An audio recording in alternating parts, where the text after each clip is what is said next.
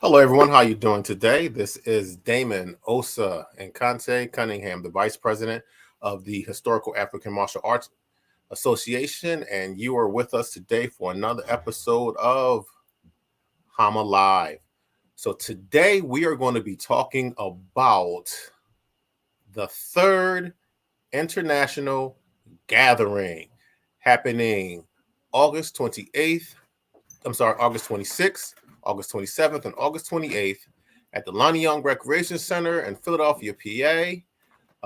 We're going to have 3 days of food, fun, and fighting. It's very, very, very pleased to be here. And my first guest is going to be our Chief of Operations, Adam Mansa Myrie. Hey, what's going on, everybody? How you doing? Hey, how are you? I'm absolutely wonderful. I'm really excited for this event coming up at the end of the month, or I guess next month. Yes. The end of this month. Yeah, the end of this month, pretty much. Yeah, Um, I'm very excited. So, tell folks what we have planned for them. sure. So our annual gathering is our opportunity to bring the whole community together, from martial artists to people who just love food, culture, spectators. What can you expect this weekend?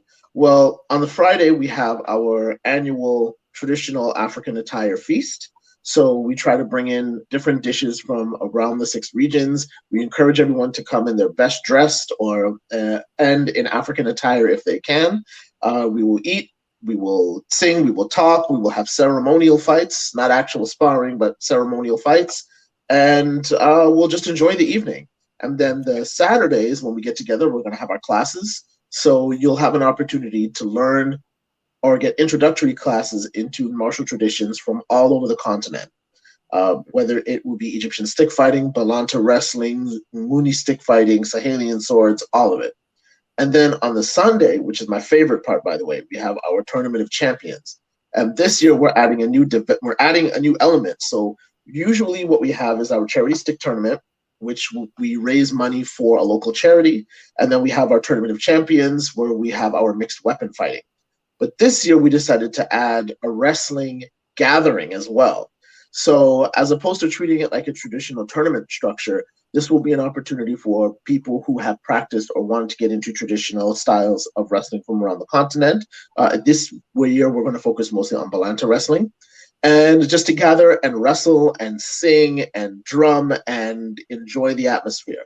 And even if you're not fighting in the tournament, we invite you to come out and watch, and you can see and participate in the event. If you don't want to fight and you're not, you haven't registered to fight, that's cool. You can watch, or you can get involved and sing and dance with the drummers that will be playing the entire day. All So right. this is something for the community, for everybody to come together. So this is what I'm excited for. Same here. Same here. All right. So let's start with the feast, the feast Yes. day. So you said that we're gonna have some food. Um, so what we are planning, just to let folks know, so we are planning a feast of nations. We are going to get food from as many places across Africa and its diaspora as possible. We're looking at some Moroccan food, some Nigerian food, some Senegalese food. My wife is from Ivory Coast, so we're going to have some Cote d'Ivoire food, some Jamaican food, Ethiopian food, and we're going to try and get as many places locally in Philadelphia of traditional African food as possible. And that's going to be a buffet style. You're going to come in. We're going to have servers. You're going to serve out, portions. We're going to have drinks from all across the diaspora as well. So I'm excited about that. And so this is going to be basically our socialization aspect of the event. And we're going to have this is for a chance for you to come in your finest. So many of us involved with the HAMA Association, we have our dashikis, we have our robes, we have our kentes cloth, here we have our wraps, and so forth and so on. So we're going to wear our finest. We're going to wear our finest that day. We want Wakanda. We want Wakanda to show out as well. But we don't want you to feel left out if you don't have traditional African gear as well. So if you're one of our visitors, because we've invited people from Eastern and Western traditions as well. So we just ask that you wear your traditional clothes as well. So if you don't have a dashiki, or you feel some kind of way, you don't want to feel as if you're appropriating a culture that's not yours, we understand. We welcome it, but we understand. But whatever makes you comfortable. So if you're comfortable in your Viking garb, wear your best Viking garb, wear your best kimono. Wear whatever it is that you feel represents your tradition and your ancestors the best of your ability. And so we will also be having some ceremonial fights. Mansa, could you explain the ceremonial fights to us? Of course. So essentially, the way it works is in many of the traditions across Africa, you have ceremonial fights, which are dances that mimic or sort of a pantomime of actual combat. So, for example, you have Tahtib, which is, when it's not used to fight, is a pantomime of traditional combat. So there's a drummer and then the two stick fighters, and they will mock pretending to fight each other. You have the same thing in different dances from Sudan, like the Hadandwa sword dance. So they're pantomiming fighting, but nobody's actually trying to strike each other. They're just trying to show, well, if this was a real fight, I would have got you in this position. And that's just sort of a way to harmonize as a community and celebrate the warrior traditions without cutting any limbs off. Got you. Okay. So I know also we have one of the elders in the African martial science, Dr. Jermon Miller, better known as Mama G, from the Akiru Legacy Council program. I'm not sure. Akiru Legacy. Yeah. She's going to be coming. She's bringing some of her fighters, and she has done some work at reconstructing a Dahomey knife form. So she's going to be performing that. I'm so looking forward to that. When the elders come out and represent, because we are standing on their shoulders. We wouldn't be here if it was not for them. Absolutely. So as well. And we're going to have some drummers. We're going to have some dancers. We also have some, hopefully I can talk a good friend of mine, Ira, I'm talking to you, Richie, into doing some libations for us. These two gentlemen they have a group called Molydelphia, and they are very, very dynamic entertainers, historians, socialists, cultural traditionalists. And so hopefully they will be here. I'm going to talk them into giving us a libations for that event. So I'm looking forward to the feast day. And this is on Friday, the 26th at what time did we say, Master, this starts? So the dinner starts at 7. Okay. The event starts at 7. So if you can be there, say 6 o'clock, to enjoy some cocktails and getting to know people and We're going to serve food we're going to serve food. Yeah. Right. We're going to serve food at 7. So if you want to eat, be on time. All right. I hear you. Okay.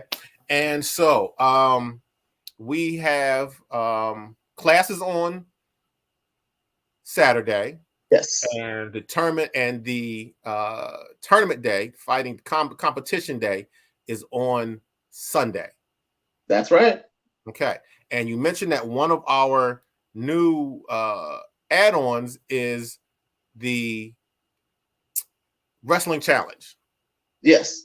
Okay. So we have Brother Sansao with us, who is one of our auxiliary council members. Sansao started, just like many of you, as a fan of the page. He came to one of my first event in Philly years ago, the Ogun sword class we did, and it was just it was love at first sight, I must say. Brotherhood. I love this man as if he was a brother of mine. He has shown us nothing but love, and he over the years have had the opportunity to reconnect with his ancestry. He's done some DNA tests, and he found out that he hails from the Balanta people of the Congo, Cameroon, I believe Balanta people are, but he'll be willing to correct us on that, hopefully. And he did some work with wrestling. So what we did was we asked for him to kind of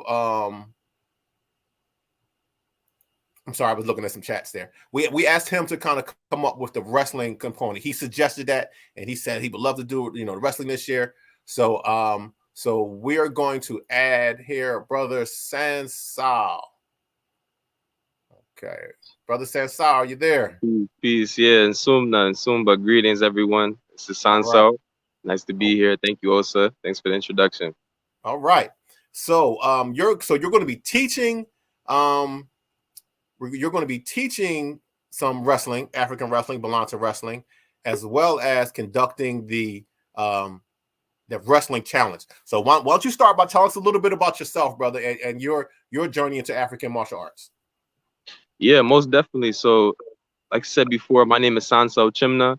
I started my martial arts journey when I was like probably like a decade ago in Eurasian martial arts. I studied like over 7 to 8 different styles, but really when I reached college, I would say like around like 6, 7 years ago, I first was introduced to capoeira.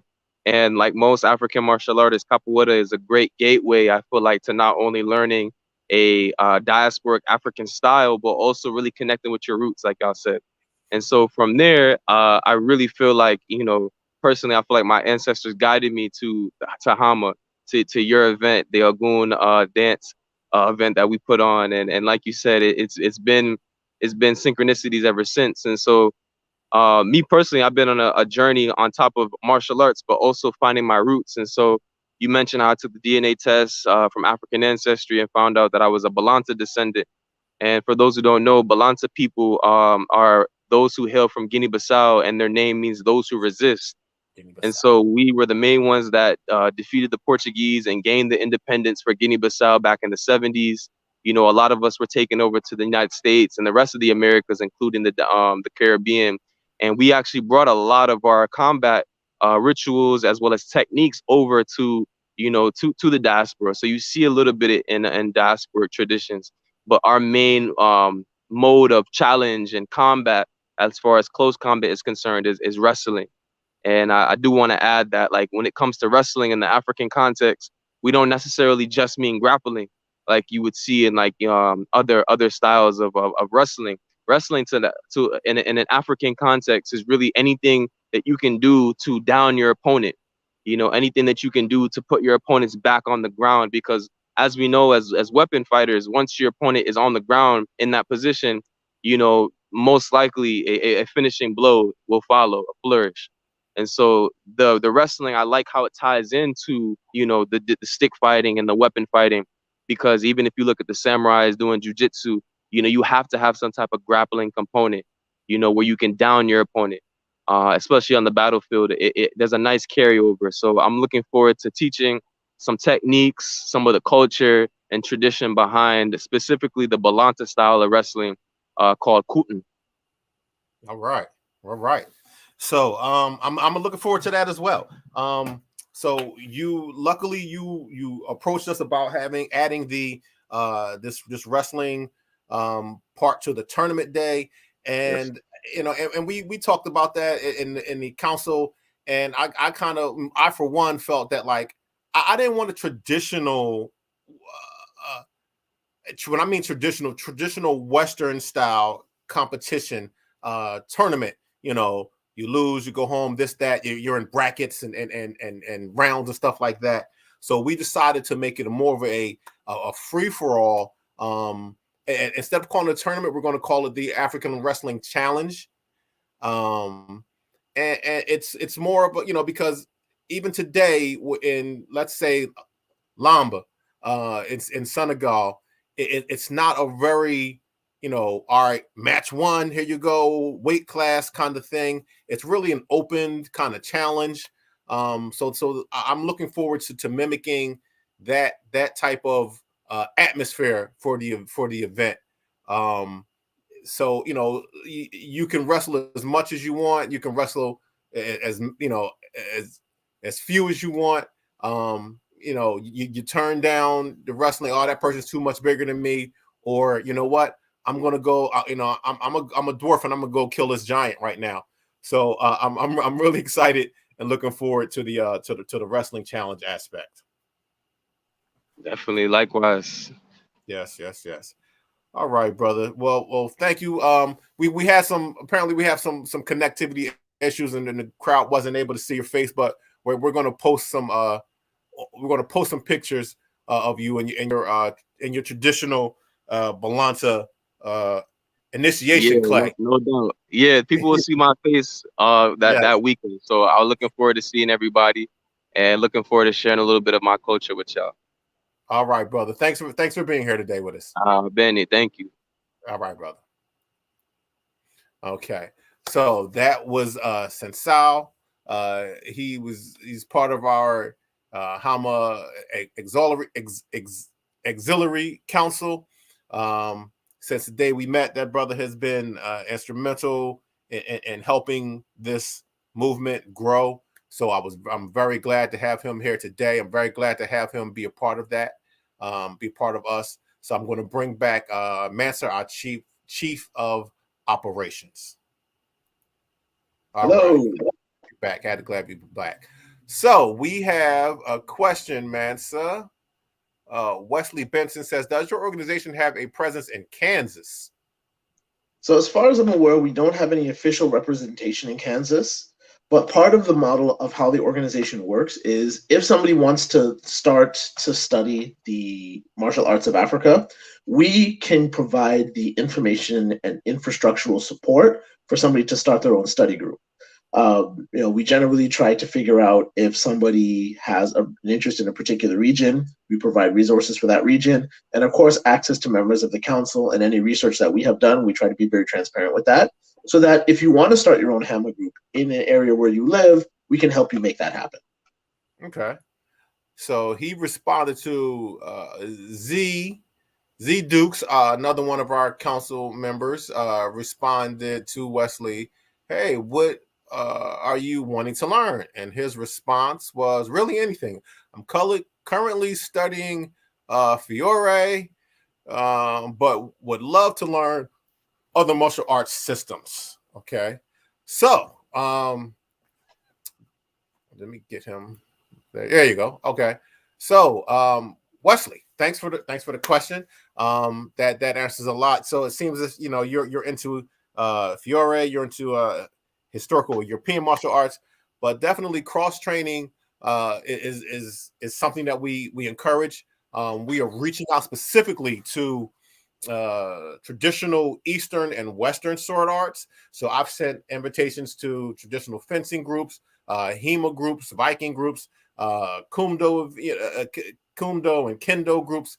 We want all of these different fighters and sword practitioners to come and be a part of this event, because basically what we're doing is we are experimental archaeology, you might as well say. A lot of the weapon sets that we use and we're practicing with, we're learning with, there's not a book that's handed down to us. So we're figuring things out ourselves, and different perspectives are greatly appreciated.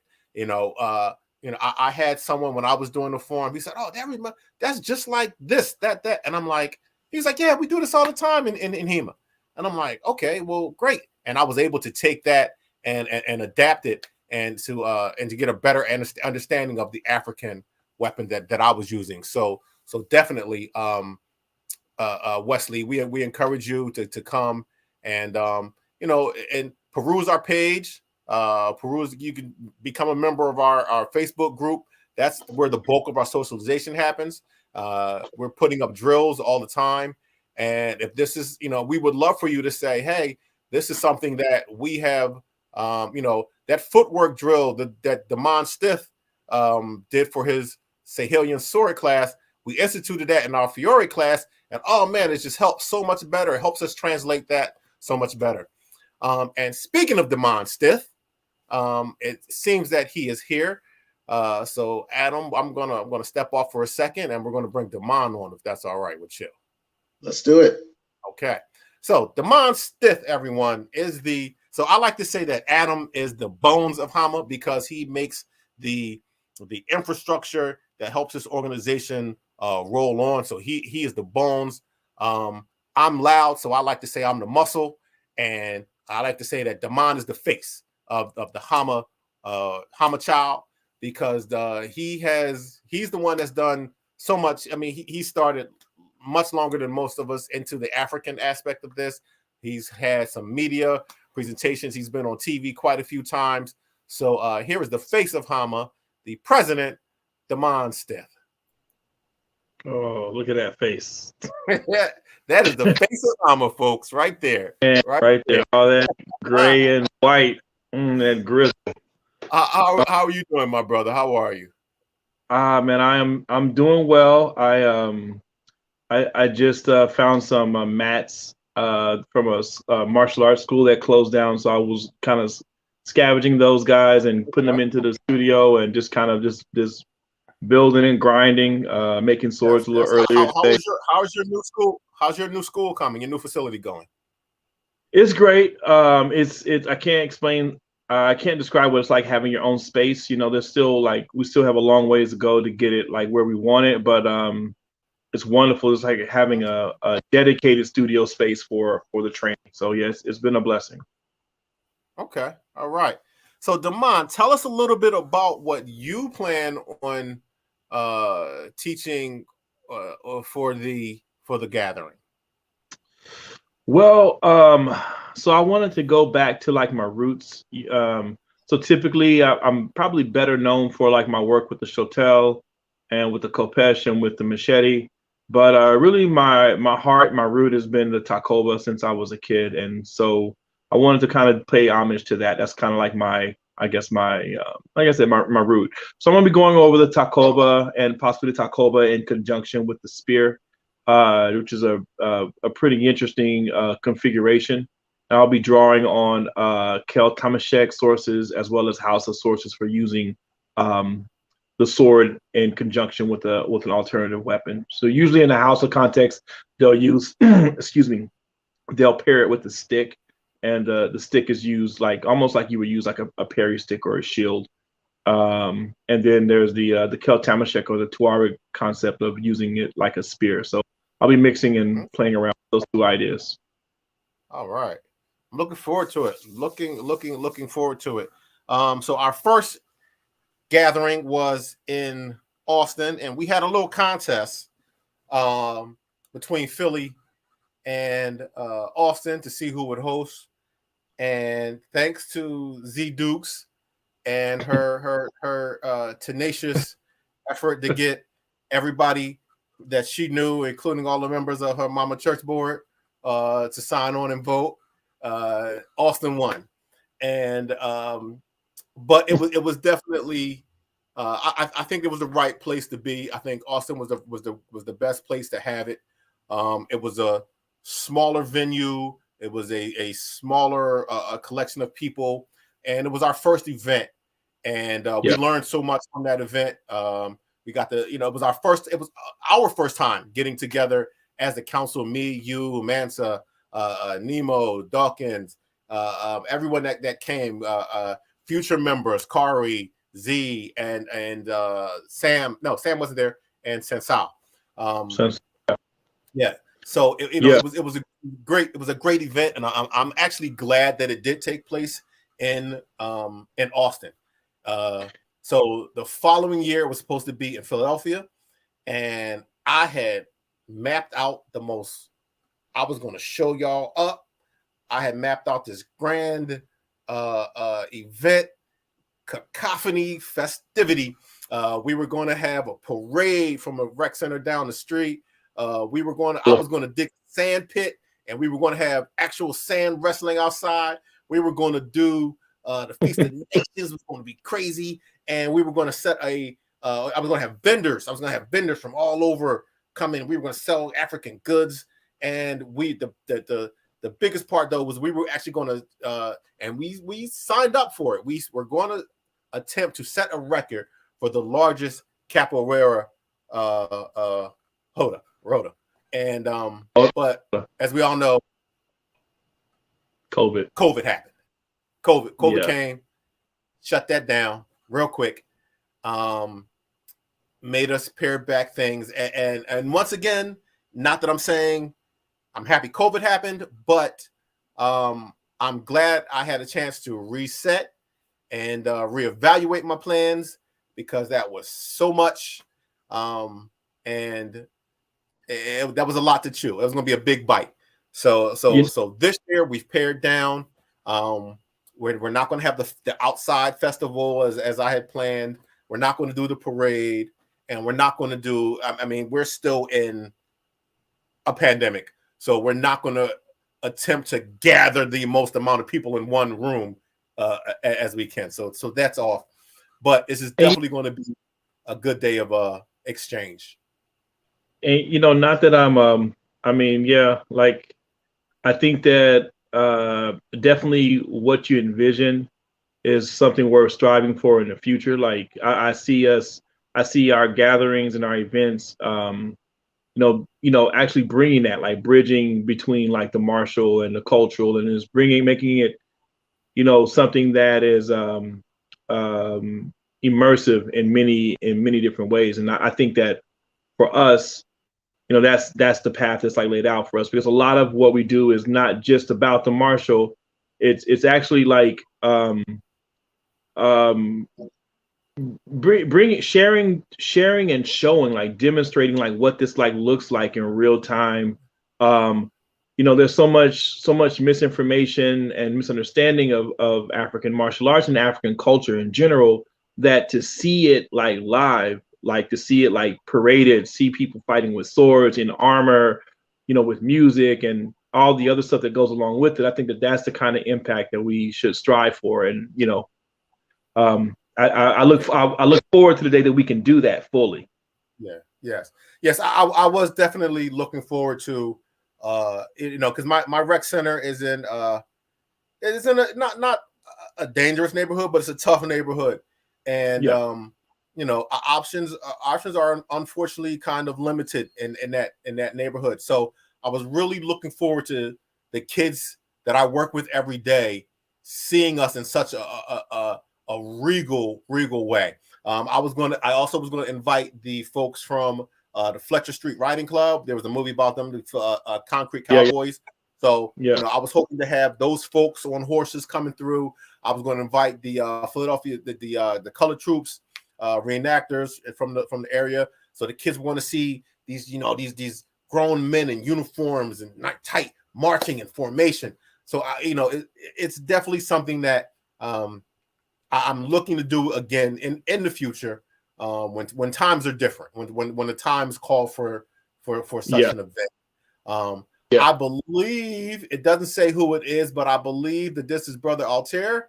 Go Damon, go Osa. Greetings from Brazil. So I'm assuming that is brother Altair. Wishing us well. We're going to go back to here, Wesley. So Wesley says, I am not qualified to run my own HAMA group, but I could definitely talk to my HAMA club about it. So, I wanted to, if I could, real fast, Wesley, which part of Kansas are you in? Because I was actually in backstage and I heard your question, and so Z is she's in Kansas City, and I believe she's on the Missouri side of Kansas City. So the two of you should connect and see if there's any way that you guys can work out, even if it's like a training day or an exchange or something. But I don't know how close Kansas City is to your location, but she is in the Missouri side of Kansas City, just to put that out there. Maybe I shouldn't have put that out there, but okay, it's out there. Well, so Wesley, I was going to say, you're not have to be authorized. No one's authorizing us to teach HAMA. We don't have any authorization. It's just a love. What we're doing is, I tell people I'm not a teacher. I'm a group leader. I am leading the group in my explorations, my research, my documentation of things. So you don't have to be authorized to run a HEMA aspect or HEMA group. You could be just two people who want to get together and give it a shot. You watch some videos and we're going to give it a shot. So like I said, you can check out our Facebook page, our YouTube page. There are some great drills on our YouTube page. And so let's say you see a particular drill, like I said, the 8 paths that Damon has shared with us, or the threading the needle drill. which is part from our Mamluk treatise. You could take that drill, work on it in your regular HAMA practice, and just say, hey, folks, we're going to add this to our regular HAMA practice today. And I mean, yeah, and guess what? Now you're doing HAMA. So it's that simple. Okay. Well, Z just said, I can help. Are you on Facebook? So there you go, Wesley. Let's see. And he responded, my concern is not authorization, but rather the fact that I have only been practicing HAMA for a few months. We all got to start somewhere, Wes. Your interest is the best, the best way to start on this journey. And just pick a drill, do it by yourself. That's my suggestion. Go to I will link our YouTube page. If you're on YouTube, you probably already have access to our YouTube page, Wesley. But pick a drill, brother, and see one that you like. Do it at home, and then when you get to HAMA practice and you're whipping everybody's butt. They say, "Hey, how'd you learn that?" You say, that's a little Tahtib move I learned from Adam, and then that's how it all starts. And to piggyback on that, we are here as well. Like as you're growing, and Mansa or Adam mentioned this earlier.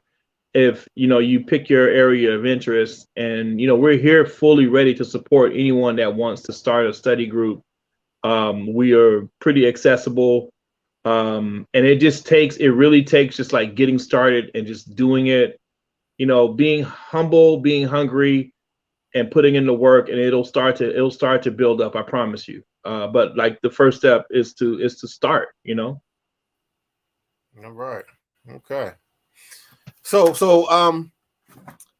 Damon, let's talk about the tournament while I have you here. Okay. So the Tournament of Champions is our mixed weapons tournament. Tell us about some of the weapon sets that we will be using. All right. So this is a pretty interesting. I heard people talking about this when I was in Combat Con, like the some of the rule sets and stuff. But yeah, so we're gonna have machete and bourdon, or it's going to be a longer machete and a longer spear type, stick type of thing to represent the diaspora. We were kind of discussing that, but I believe that's what we initially agreed upon. So we're also going to have the takoba coupled with the spear, the ayar, the alar, excuse me. Ayar as a shield. Then we were going to also have sickle sword, primarily shotels, but there might be some mambelis in there as well. In conjunction with a gashan or a shield. And then are we doing a question? We are doing Nguni, yes? Stick and shield or spear and shield? I believe for South Africa, we're going to have the Ikwa and the Ishungala. I know I'm pronouncing everything wrong. The larger war shield. So I believe that's what we're doing for and paying homage to Shaka and his martial developments.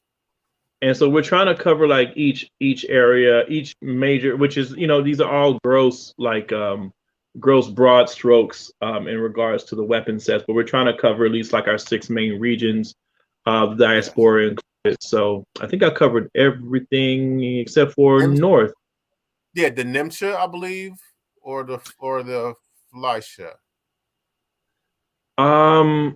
Yeah, I don't remember. I thought we were doing something for North Africa to there was a question because we wanted to have something that was following the theme of a primary weapon and a secondary weapon or a defensive tool.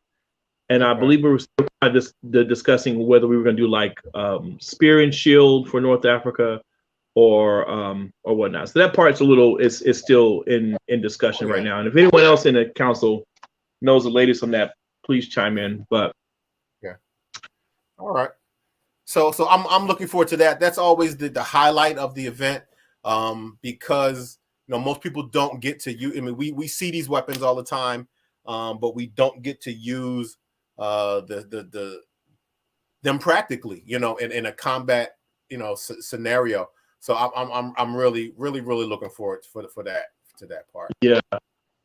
It's what's good for me, or at least what I'm looking for, is like the emphasis on the on the shield, and I kind of see like kind of as teaching a lot in HEMA events and doing some tournaments in these events. Not that there's a de-emphasis on the shield, but like the longsword is like a very like big event in HEMA tournaments, and it's always great to see like more shield work, since that was like a primary form of body armor and defensive equipment in the African context. So looking forward to seeing that in action. Okay. So we have the Scholar General says, I'm swamped with my own projects at the moment, but I just want to let you know, let you all know that I love what you guys do. And in the future, it would be awesome to collaborate with HAMA in some way. So Scholar General, thank you. Yeah, we appreciate that.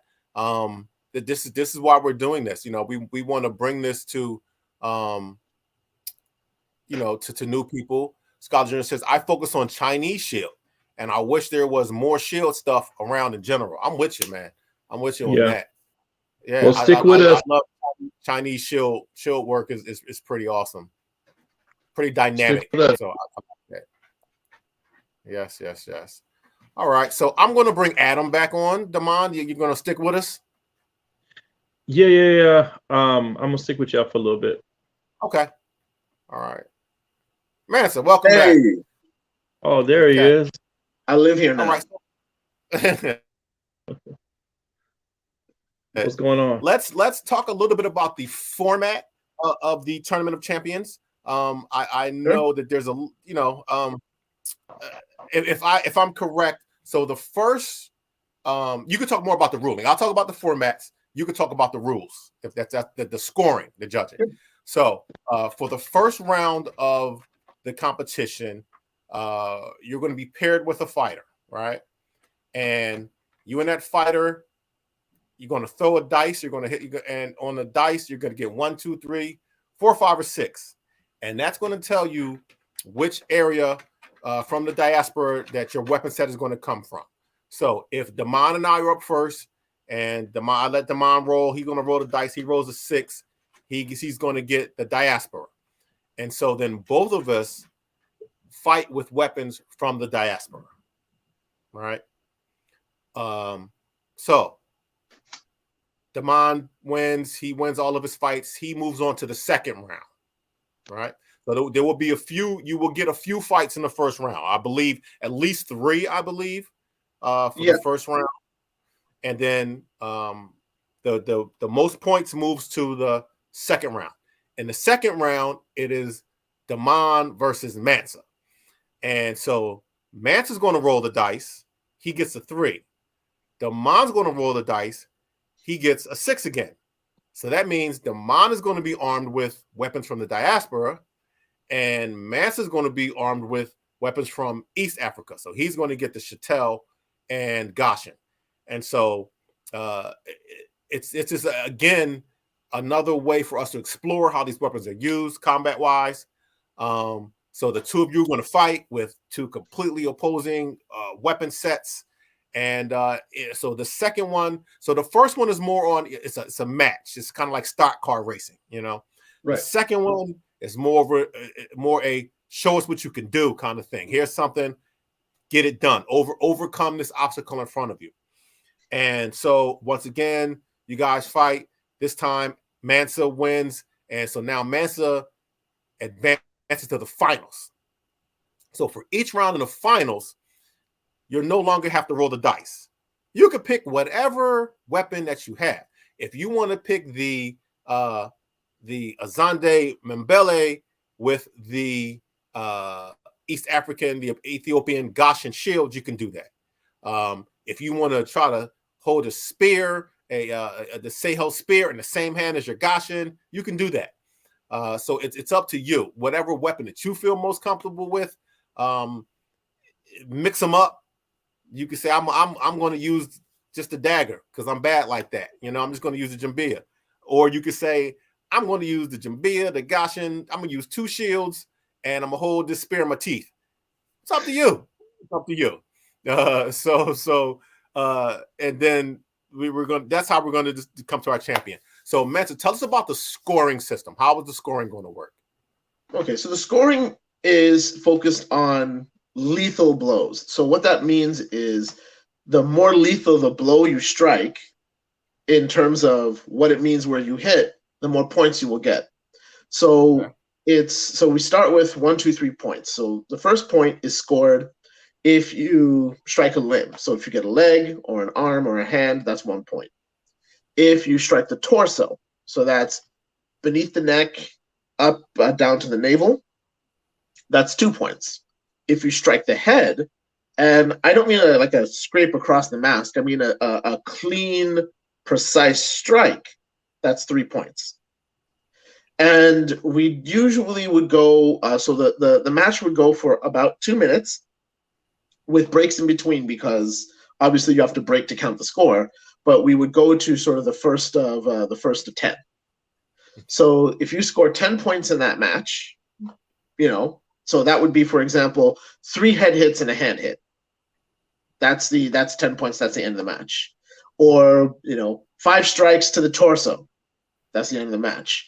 Or whoever has the most points at the end of the last of those 2 minutes. That's how we determine who wins the match. We want to avoid obviously things like hitting the side of the knee, because we don't want people to actually be injured. So we will watch out for things like unnecessary force, losing control of the weapon. So that means things like hitting the ground, or unless you're doing the initial salutation, because for some salutations the weapon touches the ground, so we have to be respectful of that. Losing the weapon in the fight. So if you drop your weapon, that'll be a point deduction because you lost your weapon in the fight. We also do not reward doubles.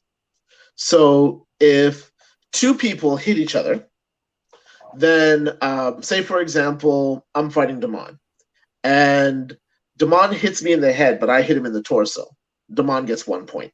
He gets 1 point deducted for each point he gets deducted is representative of the value of the strike that I hit. So if, for example, I'm fighting Damon and I get his torso, but he gets my hand, then he only gets 1 point. But if we're fighting and I get his arm and he gets me in the head, then he takes 2 points. So you get deductions for that kind of thing. So those types of things can prolong the matches. Monster, do we have any rules concerning grappling, throwing, or whatnot? So we allow stand-up grappling, but throwing somebody to the ground, because the last time we held the tournament it was on concrete, we decided to not allow that. So that is something we may revise leading up to the tournament, considering that it will be indoors this year. But for now, we allow for stand-up grappling, but we will break after a while if there's no disarm and no strike. Got you. Okay. All right. So for the final tournament, for the final part of the tournament, so with the finals, we don't put a time limit on it. It is the 1st to 10. So those fights can last a little bit longer when we get to the finals, but we generally want to give everybody an opportunity to show their best. So that's why we would set those rules out.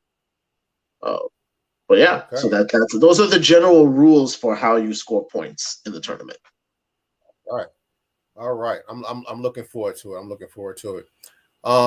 So we have so that we covered Ceremony Day. Did you tell us what you would be teaching?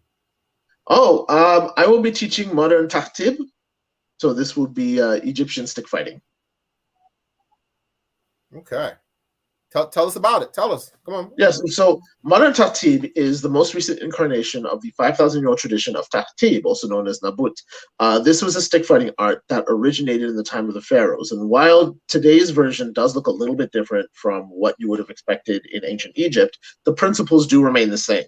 The 4 principles of modern Tahtib, protecting the head, movement, striking the opponent, not the stick, and attacking from the rear, those are all written on the Ablution Acropolis, and it was actually considered one of the 3 great disciplines of Egyptian combat.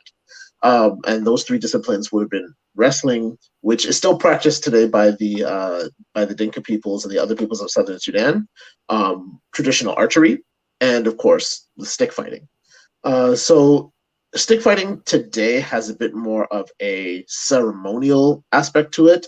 I mean, nobody's using it as a duel to settle who stole whose wife. No one's doing that anymore, and it's not really something that you see out on the battlefields in modern day. So people do it now as a means of bringing the community together and, you know, doing something fun. What's really interesting is you can actually see Tahtib on video in France during the First World War. And this is with I believe it was the Egyptian Engineering Corps. There's a video from the International War Museum, I want to say. And it's a silent video, but it's a video of two Egyptian men in a group of many other Egyptian men performing Tahtib together while they were waiting as part of their deployment to serve in France during World War I. Okay, interesting. I can't wait for the class day. Tournament day is going to be hot. Feast day is going to be hot. We heard about what Sensal's going to be teaching, what Damon's going to be teaching. Mansa, I'm going to be teaching the Goonie stick fighting. And so we have two videos, one from Z Dukes, one from Samuel Godwin about their classes, and we're going to play those now. Up first is Z.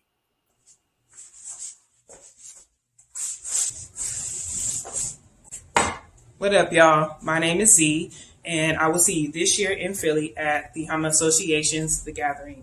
I will actually be teaching El Matrag, a stick fighting style that is still practiced today in Algeria. We'll be respecting that tradition and training with this bad boy right here. So just to give a bit about myself, I actually started my martial arts journey in early 2014 under the president Damon Stith of Guild of the Silent Sword, Austin Warrior Arts. I have experience with a few different weapons, have been learning about a few different cultures. I'll say some of the primary ones are El Matrai from Nigeria and Kelta Mashek of the Sahel. I also am learning Colombian machete and Tier machete as well from Haiti. So with that being said, I really hope to see you guys at the gathering this year.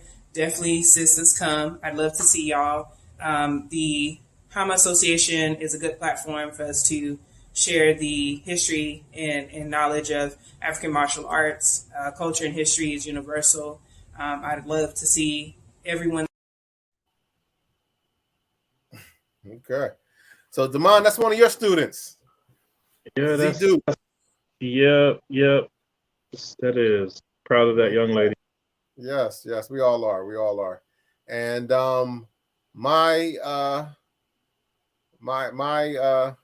apprentice here is Samuel.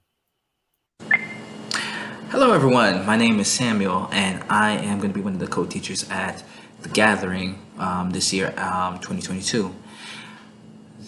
The martial system that we're going to be teaching this year is called Capoeira como Expressão, headed by Professor Urubuzinho for the Capoeira como Expressão Philly group.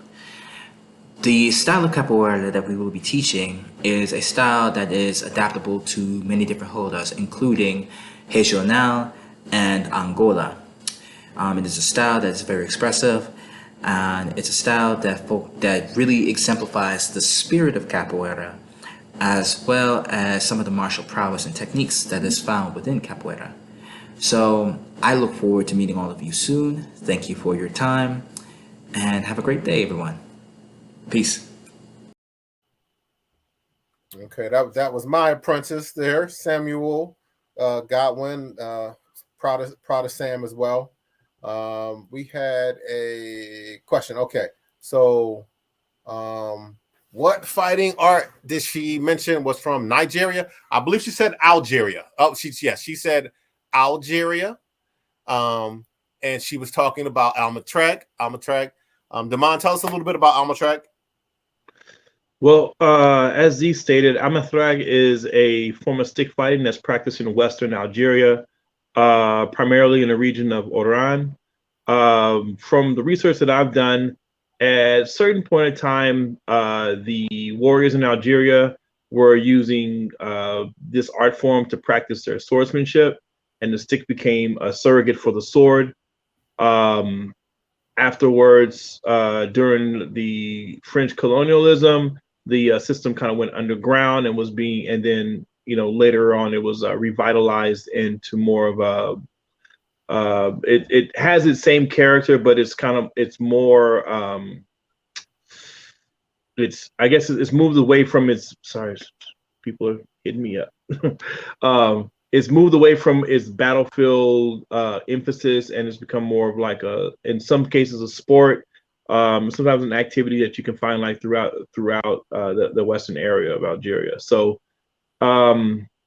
yeah. So what we're doing, at least in my group in particular, is we're using the traditional stick fighting form to reconstruct North African sword, or I should say Maghrebi sword and saber work. So that's kind of what we use as our bones and foundation for it. All right. Okay. So I was having some trouble. I'm still having trouble. We had a couple of videos that we wanted to upload. We had the trailer, and then we had a nice video about he says, gotcha. Thanks for the explanation there. Trying to upload some videos there, so we will add the links to the description here. We will also add links in the comments here for those videos. I'm going to try one last time to upload it here, but it doesn't seem to be working.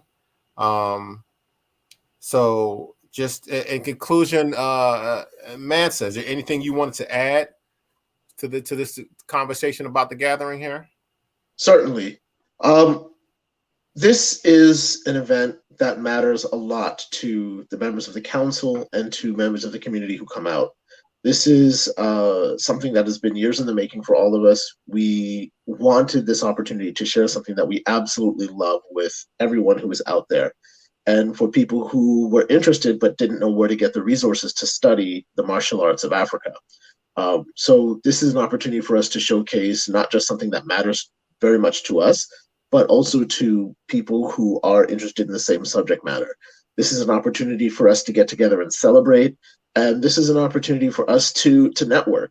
So if you wanted to learn how to start your own classes, if you just wanted to watch some great fights, if you wanted to learn a little bit about the martial arts, or if you just wanted to dress up really nice one night and go out after 2 years of being cramped in your house because of this pandemic, come out. We want to see you. We want to be with you. We want to hang out. We may or may not want to hit you with a stick. It depends on how down you are for that. But come on out and let's get together and celebrate the beauty of African martial cultures. Okay, thank you very much. Damon, anything you want to add on the way out? Well, just to kind of piggyback off what Mansa said, this has been a long time in the making. I can remember when all of us got together, and this was just kind of a thought, just like a hope, really. And to see that after all this time, we are starting to this is actually starting to have momentum and it's becoming something. And we need your energy, we need your presence, we need your whatever skills you have, whatever you want to bring to the table. We need it, and we would love to have you out. And come out and come feast, fight, and fellowship with us.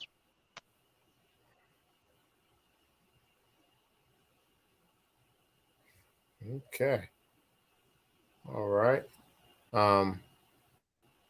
So thank you, gentlemen. Thank you very much. And I appreciate you both being here. Have a good day. All right. You take care, Mons. Take care also. So thank you, folks, for joining in. We gave you a little bit of information about what we will be doing for the third international gathering. HAMA Gathering number 3, happening August 26th to 28th, 2022 at the Lonnie Young Recreation Center in Philadelphia, Pennsylvania. You can purchase tickets for the individual day at $40, or you can purchase the entire week at the entire weekend at $100. I also wanted to say that for a limited time, for the next week, we are offering an early bird special. If you sign up to get a weekend pass, we will take off 15%. And also, if you have, we have group rates. I'm going to bring Mansa back real quick. Mansa, Hey. the group.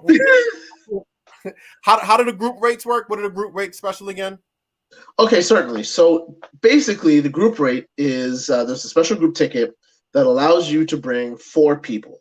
So what that essentially means is instead of spending, the $100 on $100 per person for the whole weekend, you're looking at basically buy 3, get 1 half price, essentially. So for $120 as a group rate, you can buy enough tickets for 4 people to show up for the whole weekend. And if you ask me, that is a great deal. That's an excellent deal. And so hang on, Andrew just asked, this event will be online at all, the tournament. So we hadn't thought about that. Normally, since people are paying for the classes, we're not going to broadcast the classes. You're not going to get that for free. But if possible, we just might see if we can broadcast some of the competitions from tournament day. I think that would be something that we could possibly do. If not live, we will definitely have video of that. So thank you again, Mansa. No problem. All right, folks. This has been a very informative day for me. I want to thank everyone who tuned in for our HAMA Live. Hopefully this answers some of the questions that I know many of you have had regarding this event. Last question, Andre says, awesome. Okay. So I hope this answers some of the questions that you folks had about this event. Remember, for a limited time, get your 15% off. The group rate is, I don't believe the group rate is limited. So the group rate, you can get the group rate up until that day. Come out, have some fun, learn some things, help us learn some things. All right, let's come and socialize and have a great time. So thanks again, folks, and we will talk to you later.